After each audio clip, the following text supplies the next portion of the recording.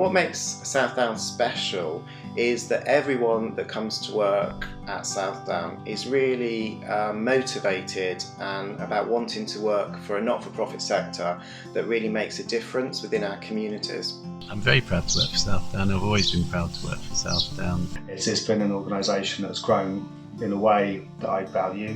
We have ethics that I value. We support people in a way that I believe they should be supported. And I think that's one of the good things about the organisation, is that we've always looked to adopt the best practice and been prepared to change how we do things. So it's just implicitly there in all our policies and procedures, the way we do things, our systems and processes, the way staff are in their work, talk about their work, and then what clients experience, and the way staff experience being an employee. So it's not an add-on, it's not something we have to think about, it's just part of our DNA. When I first started back in 1991, I think I was about one of 6 people who joined that year.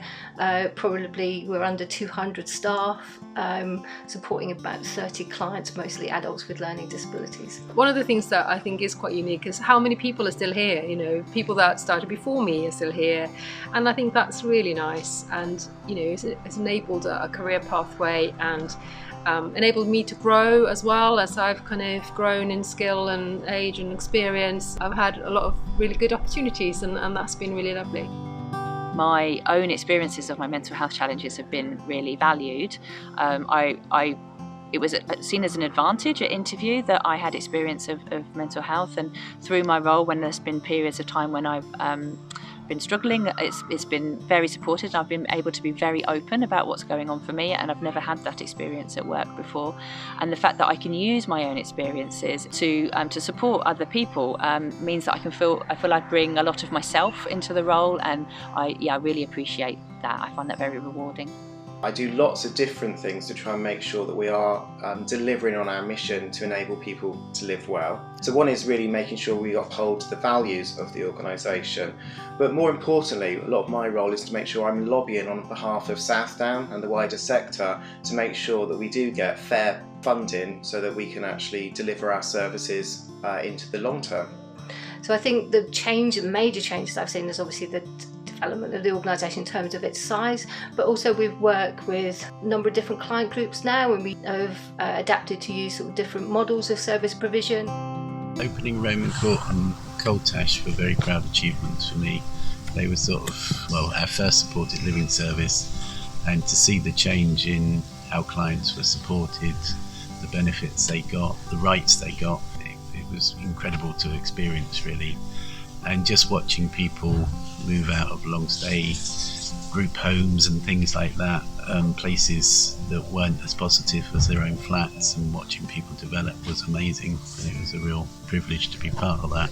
What keeps me here is the values, the way that the organisation helped me to support people in a way that I believe that they should be supported, in a way that I see the results for the individuals, the outcomes for them to grow as human beings, to feel empowered in their lives, and to achieve goals that they set for themselves.